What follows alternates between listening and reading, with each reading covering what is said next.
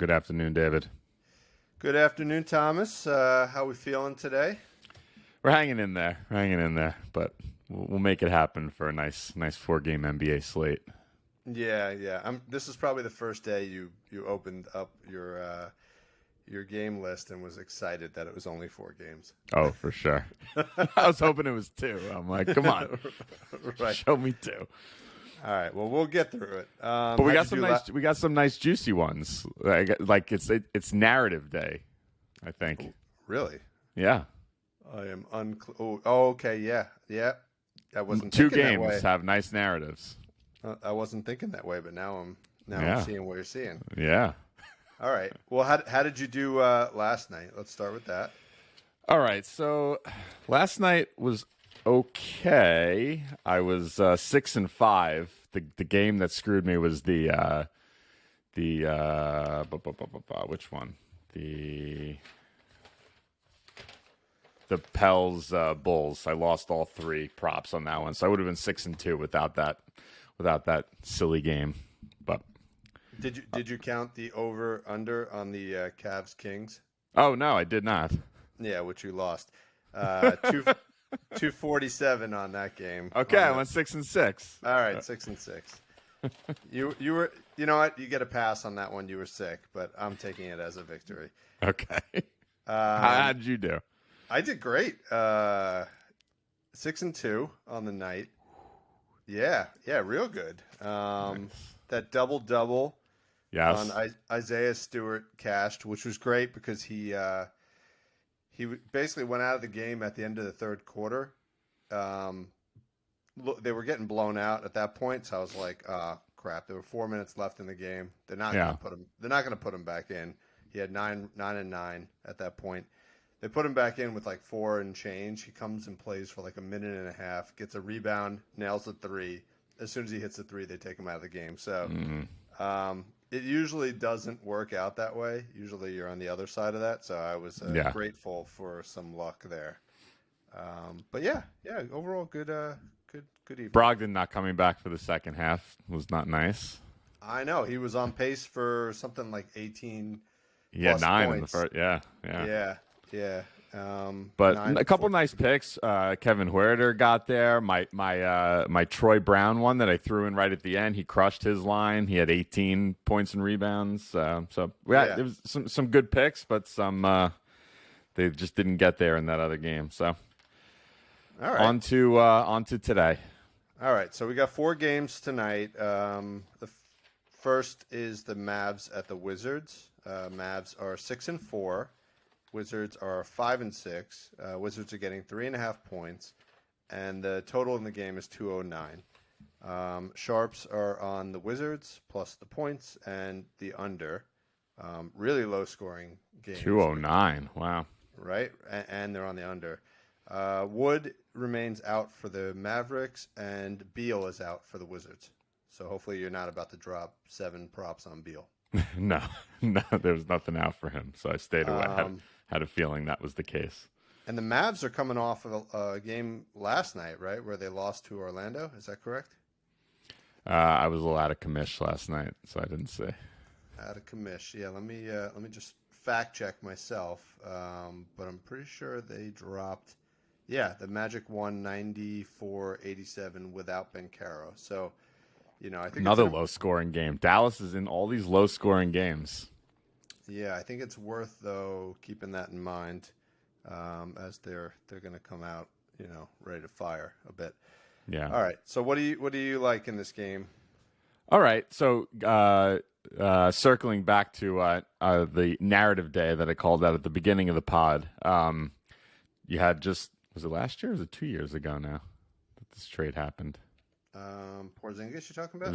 It was during the season last year, right? I think yeah, Porzingis, yeah. So you have the Porzingis Dinwiddie trade. That's the narrative I like, and there's some historical, not a ton, but some historical stuff to back it up. Porzingis in the one game against that he played against Dallas at the end of last season, he was 24-9-4 with 2 threes and 2 steals. I don't love playing guys against Dallas. When you look at other teams, the number of impact games they've allowed, you're looking at numbers like, on the higher end, 7, 8, 9, 10. The tops on Dallas is wings and bigs, and it's 3 each for both of them. So they're just not giving up big games. Yeah. So that led me to I didn't want to completely get off Porzingis because I do like it, and I feel like there's some animosity there. Porzingis he seems like the kind of guy who might carry some sort of grudge or something like that. So I like him on his 3-point line. It's 1.5. He's done it in 5 of his last 5 home games. They're playing at home tonight. So I like that. In the game against Dallas last year, he had 2. So I like that. The other one I like for Porzingis, just because it's a small number and it's that revenge narrative is for him to get a steal tonight. He had 2 in the game against Dallas last year. I don't have a ton of recent data to back up that this is a great play. It's more of a gut thing. But those are my 2 plays on Porzingis tonight. Yeah, I'm looking at his attempt, back to 3-pointers. I'm looking at his attempts. He's, in the last 10 games, he's averaging 5.2 attempts. In the last 2 games, he's averaging 6 attempts. So, and that was with Beal in the lineup. Yeah, without Beal. Let's see what he's done so far this year. I don't have that on 3-pointers specifically, but yeah, I mean that. Oh no, we do have it. The 2 games, 2 games without Beal. He put up 6 and 6, and then last year it looks like when Beal's not in the lineup, he averages 5+ attempts. So he's going to be jacking them up. The Mavericks have the best, I believe, the best 3-point defense in the league. Does that sound right to you? It's up there, yeah. Yeah. So I think that's the only caution, but I like they it. are. I have actually had it written down. They're allowing only 32% of opponent shots from 3, which is one of the top, and I think that's like top 5 in the league. Yeah. Yeah. So, but at -110, that seems like good value given that he's going to be looking to make a statement. So yeah. All right, I like that. And you have anybody else on the game on the Mavs side? On the Mavs side, I couldn't get off the narrative, so I had to find something on Dinwiddie, and I think I found something that works. 4.5 assists. He's done it in 5 of his last 5 games. He's done it in 3 of his 3 last road games. All 3 of them, he got it. And on 0 rest, his last 2 games on no rest, he had 5 and 10. So it's he seems to be getting there. He's not gonna blow it out of the water. He'll probably end up with 5, but I like it. All right. Yeah, I had a hard time. I didn't really think of this revenge narrative, so I had a hard time finding anything. So I'm going to take a pass on this, but I do like going after those 2 guys. I would look at Dinwiddie's points too. I mean, he's a super inconsistent player, right? He looks like he's either scoring 20+ points or like 10. Yeah. Right. So it's like, which version do you get is a question mark. But if he is hot, he'll definitely clear this line, which would almost lead you to say, if you're going to play the over 17.5 points, you might as well just play over 20. And just that's get a good the point. extra juice. So, but I'm off this game. I am not as excited about it as you are. One thing just to point out, going to your Dinwiddie points, which I might like, is matchup wise. Combo guards and wings are 2 of the better positions to target against Washington, and that's what Dinwiddie is. So it kind of feeds into your idea there. But yeah, and he's coming off a monster game. He had 29 points last night. Had a crappy game against Brooklyn, and in the game prior, but then the 2 games before that, he was 20 and 21. So he's got good momentum coming into a revenge game. But I would be really careful about playing too much on this game, just because the points are going to be low. So stay off of this one for the most part. Yep. All right, moving on. We got the 7:30 game. Sixers at the Hawks. Sixers are 5 and 6. They can't turn the corner. They're like, No. I think they'll make the playoffs this year, and I think we should do that at some point. I think maybe at the 20 game mark in the season or something like that. I think we should start. We should have a show where we kind of look at the chances to make the playoffs, and I like that, and do some future projections. But still a little early. Hawks are 7-4. Hawks are -1 in the game, and the total is 223. Sharps are on the Sixers and the under. Harden is out in this game. That's the big one still. We'll probably not even talk about that anymore because he's going to be out for a couple more weeks. And then Tucker, PJ Tucker is questionable, and I actually had a play on him. So we'll come back to that. All right. Okay. What do you think's going on with Embiid? Why I was thinking with Harden gone, like all the usage he could handle would go to him, and he just seems to still not getting there, and he's not getting there, and his line's low. Like for Embiid to have 27.5 point line or 28.5 point line, I know it's high, but for him, it's not that high. I mean, last season you would see him regularly at 31.5, 32.5. What do you think's going on there? I don't know. I mean, I'm looking at his last 5 games. I haven't really been following him too much, but looking at his last 5 games, he put up 40, 26, 31, 25, and 33. So it's not like he's having a bad season, but yeah. I guess coming from looking at somebody like Luka, who's just like clearing 32 points every single game.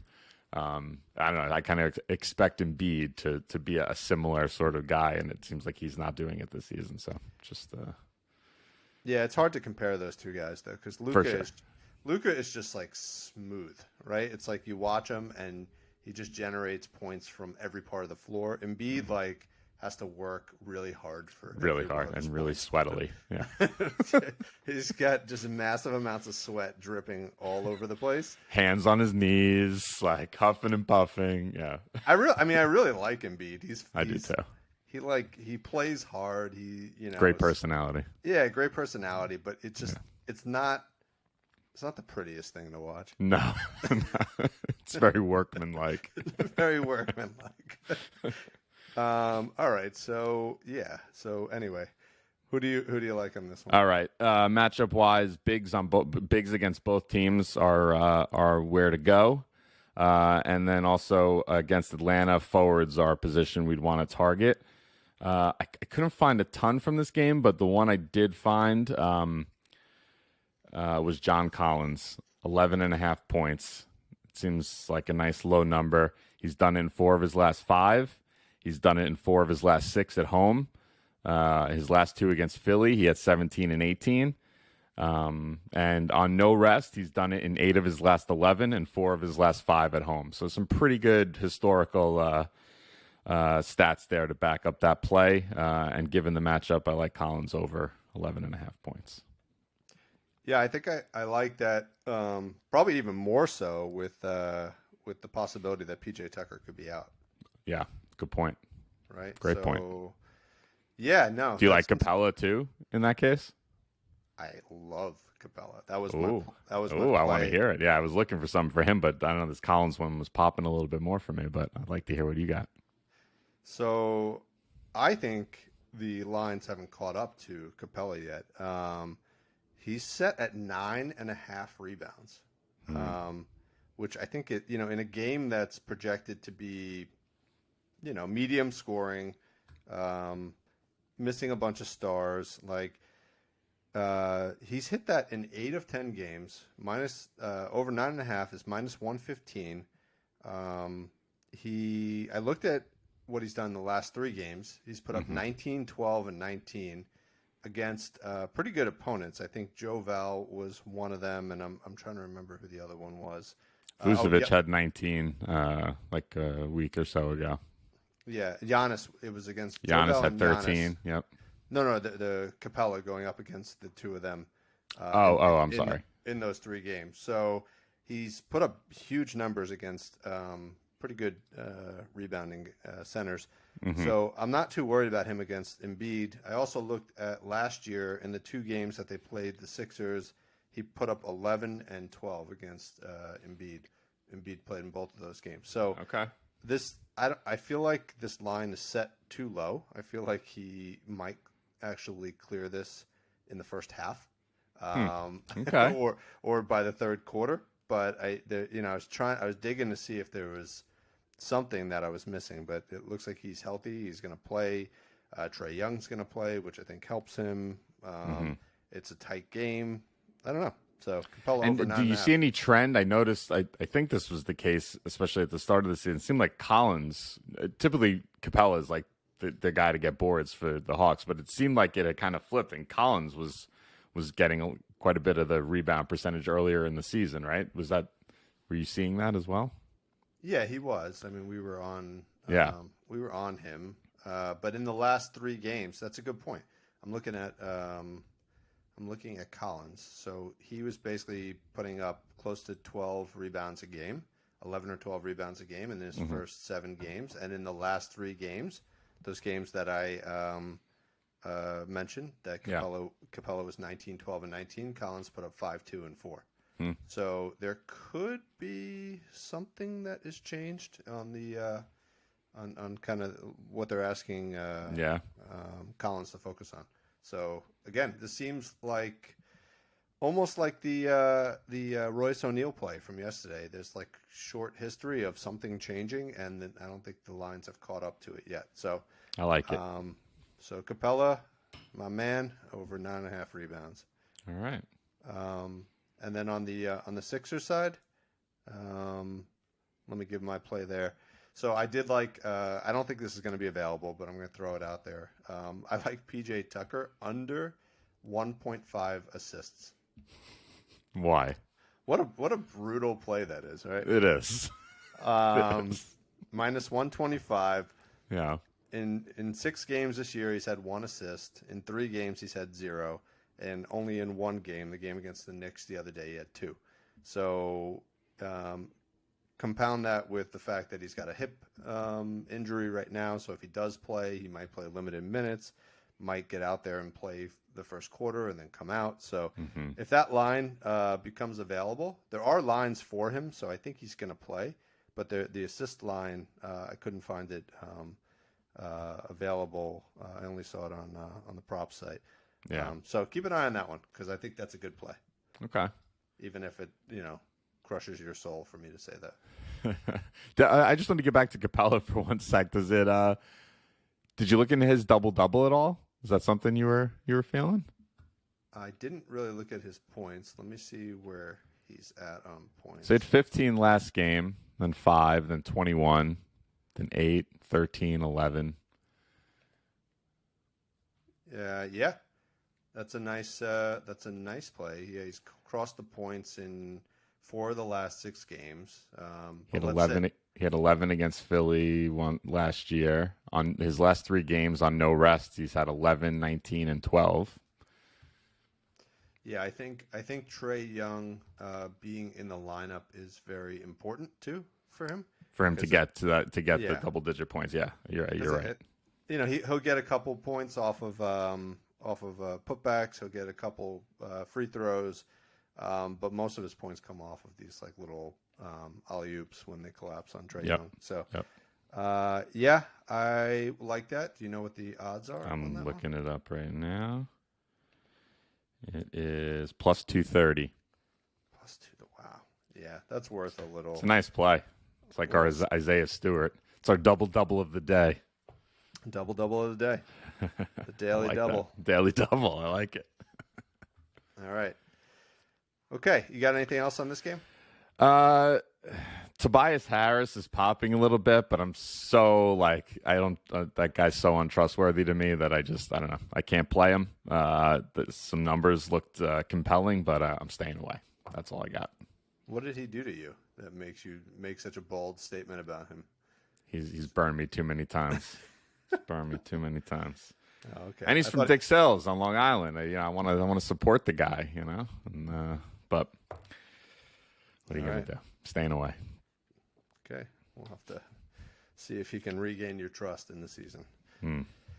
All right, in the next game we got another 7:30 game. We got the Hornets at the Heat. The Hornets are 3-8 on the season, with Gordon Hayward still out, I believe, and the Heat are 4-7. Disappointing season so far, with Hero questionable for the game. 214.5 is the total. Sharps had no opinion on this game, which tells you how great this game is going to be. Yeah. Well, it does have the Martin Brothers narrative. Oh, that was your second one? That was my third one. The Martin Brothers. I'm sure. You know what? They might move this to an ESPN game just to feature the Martin Brothers squaring off. Are they twins? They're twins, aren't they? They are, yeah. Oh, that makes it even better. So the Hornets gave up on Caleb, right? Caleb's the one on Miami now. They gave up on him. They kept Cody, and so Caleb's got is a revenge plot here. But there's no props out for him. So are they identical twins? Yeah, they are. Yeah. How cool would it be if they like switched uniforms and played for the opposite team in the game? There you go. Right? That's like a Disney movie, right? Yes, totally. I was thinking the same thing.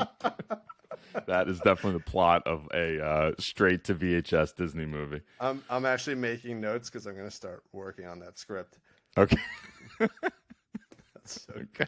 The Martin Brothers swap. Yeah. All right. All right. So besides the Martin Brothers, matchup wise against Charlotte, we're going to want to target bigs and combo guards. And against Miami, we're going to want to target wings specifically.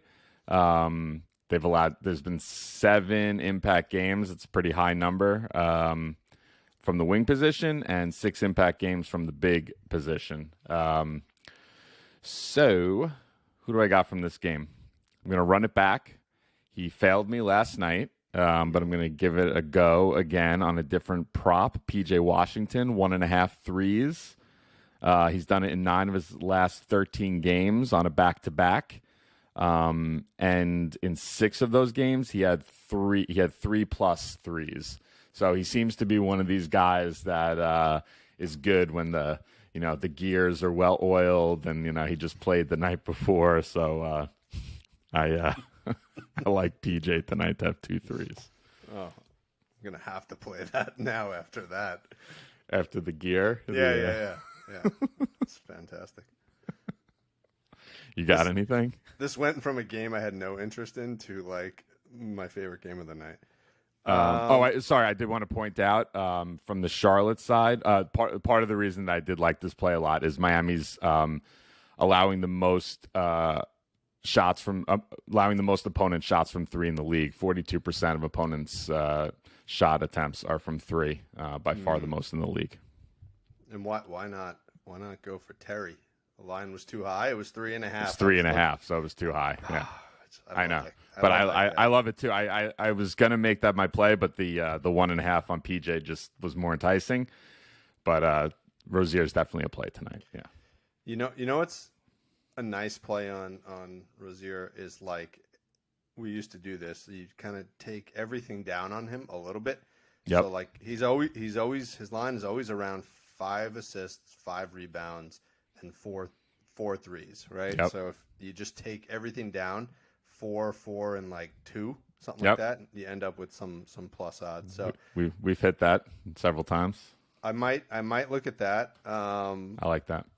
Although I just tried to keep it simple. I played Terry assists over 4.5 minus 130. He's hit it 4 out of 5 games. He seems to be just clicking on all cylinders. Yeah. For that team, there's not a lot of other options there. So, I would have been really high. Sorry, go ahead. No, you go. I was going to say I would have been really high on Hayward tonight, given this wing matchup against Miami, but he's out, and the other wing on the team is McDaniels, and we're staying away from that. He doesn't get enough run. Okay, is it Jaden or Jalen? Which one? I don't know. I can't wait till they play. Yeah. Have a big All right. narrative for that one. Big narrative. Did you have anybody on the Heat side? I don't know. All right, I went with Kyle Lowry rebounds actually. Yeah, I looked at Over that. over 4.5 minus 136.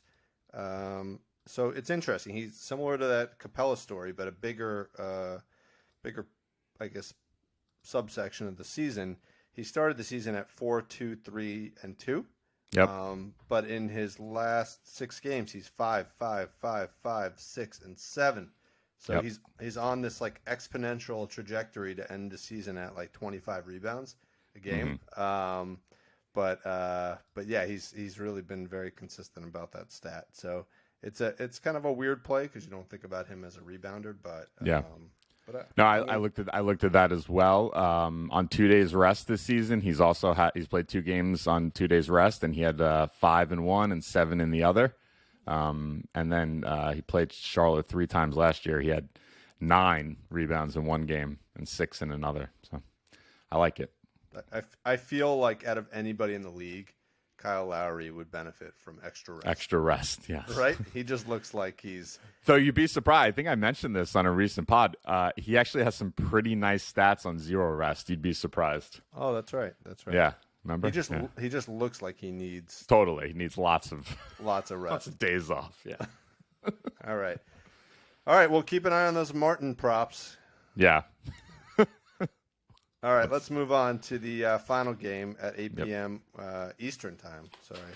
Sorry for being very East Coast centric.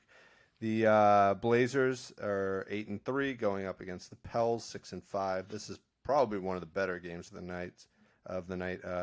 Pels minus 6.5, and the total is 225. No opinion from the sharps yet on this one. Nurk remains questionable. And really just Larry Nance Jr. is also questionable. What do you like in here? I got a fun All right, play. so- I got a fun play for this one, by the way. So Nice. you're nice. gonna enjoy this, but do your thing here. Nice. So this is one of the big narrative games. They had the big C.J. McCollum, Josh Hart trade last season. Oh, that's right. Yeah. So let's go matchups versus Portland. You're going to want to target bigs and wings, and against the Pels, definitely bigs. There's been 8 impact games from the big position, so I was kind of on Nurkic, but he's questionable. So that would also put me on Jeremy Grant, but I think I also didn't see props on him either. Yeah, he's out. also questionable. I don't think he played last night. Okay. And then also combo guards against the Pels.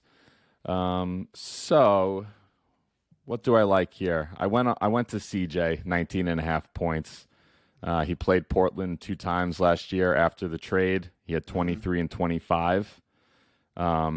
This was the stat that I really like. So going back to your no rest, the no rest stats, in 15 games since last season on no rest, he's got a 60% hit rate on getting 20-plus points, but he's had some very high-scoring games. He's had 29, 27, 32, 30, 28, 29.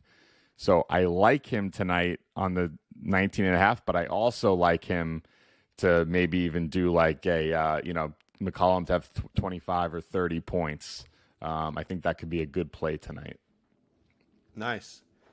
Yeah. That might fit nicely with what I am presenting here. So what I looked at for this game was the top point scorer prop. Okay. Ooh, okay. All right. So you got Dame at plus 160, and it aligns perfectly with the actual lines that they have for points, right? So Dame was 25.5. Zion was plus 190. Plus 290 at 23.5 points. Ingram was plus 320, I believe it was, and his line was actually 22.5. McCollum was plus 600, and his line was 20.5. I think you just said that. And then Simmons was plus 800, and his line is 19.5. So obviously, I was initially looking at this, thinking there's some value in playing Dame at plus 160. Given that his line total is 2 points above everybody else, and he doesn't have the same competition for points as the Pelicans do. But now I'm thinking that plus a lot of value on CJ. Yeah, that plus 600 on CJ could be all right. I also like there's nothing I've read on this, but I just have this like weird feeling that the Pelicans could rest somebody tonight. I think you're right. Right? I think you're right. Either Ingram or Zion is probably resting tonight. I thought the same exact thing. I really right. Like I feel like I don't think it'll be Ingram because I think he just was out for all that time. But I could see them sitting Zion in this game. I don't know why. So I thought the exact same thing. I like that a lot. So we want to hop on the McCollum point total and then the McCollum plus 600. Just sprinkle to be the top point scorer in the game. In the game, yep. Okay, because I see here to score 30 points is plus 640, and you said to be the top point scorer is plus 600. Plus 600, yeah. Okay. I mean, I think I don't know which one is it. What do you like? Which of those plays do you like better? Because Dame could put up 35 points. Right? I know. The 30. At the same point, McCollum could put up 28 and be the top point scorer, right? Like, or 27. So yeah, I'm curious here to see. The Pels have been pretty good defensively. Point guards against the Pels. Luka had 37, and Trae Young had a 34-point game, and that's it so far this season from point guards of any note. And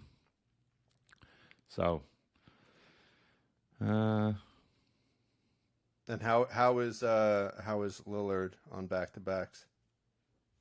Lillard on back-to-back. Let's see. One game this season on a back-to-back, he had 31. Okay. He's 3 of his last 6. He's had 6 games since last season on no rest. He's done it in 3. So he's done what in 3? He's cleared 25 and a half. He's had, I mean, it's not great. 20, 25, 28, 32, 21, 31. Okay. All right. Well, then the play is McCollum. Top point scorer? Top point scorer. I like it. And McCollum points. I'm with you on that one. I'm going to play that one as well. Yeah. The other one I like, it's not out yet, and I cashed on it last night. Josh Hart over 7.5 rebounds. I don't know why his lines aren't out yet, but I like that. He was in the trade. He's actually playing. I always like it better too when the revenge narrative when they're playing. Not just that they're playing against the team, but they're playing back at what used to be their hometown. Right. So I like him. I like him back in New Orleans. And he's just been a beast on the boards this season. So when that comes out, it'll probably be 7.5. That's what it was last night, and I like the over. Okay, making a little note on that one. All right, and then the only other play I had on this was Herb Jones. His assist line just continues to cash to the point where I think it was up to minus 200 for 2 assists. So we're gonna just move on from that one until that comes back down. But I liked his steals tonight, and let me tell you why. So in his last 4 games, he's had 3, 3, 1, and 3. Okay. His line for the night is over 1.5 steals at minus 120, so pretty good value. Mm-hmm. But the other factor is that he's going up against the worst turnover team in the league. So obviously I bring that stat up all the time. It changes from game to game because there's not a huge sample, but right now the Blazers are the worst performing team in the league in terms of turnovers. I looked at whether or not that was they're averaging 17.2 turnovers per game. I looked at whether or not that was a function of Dame being out. But the last 2 games that he's been back, last night the team had 17 turnovers. I think he accounted for 4 of them. And the prior game that he was back, the team had 18 turnovers. So I don't actually think he helps the situation because I think he's pretty loose with the ball himself. So I think they're going to cough up the ball quite a bit, especially coming off back-to-back or playing a back-to-back. And Herb Jones is going to clean up. He'll probably have 3 steals for tonight. So that's my play there. All right. I like that. Yeah, I like it a lot. It actually leads me to, I was looking at CJ steals because he had 3 in his game against Portland last year. And I like that. I like the defensive, those blocks and steals in these revenge games, because it's kind of a way, even if your shot's not falling that night, at least it's a way you can impact the game. So I like those. And I had looked at that as well, and I didn't know the Portland's been so bad at holding on to the ball. So handling the rock, they're a little sloppy. So. We need to we need to go after some Pelicans guys. All right. Play Herb and maybe McCollum. I like that too. I'm going to look at that. Yeah. All right. Well, that wraps up our 4 games. Any other words of wisdom you want to impart? No, I don't have. My brain's not functioning at that high of a level today. Okay. Yeah. You go get some chicken noodle soup and some rest, and we'll run this back tomorrow. All right. Be good. Talk to you later. All right.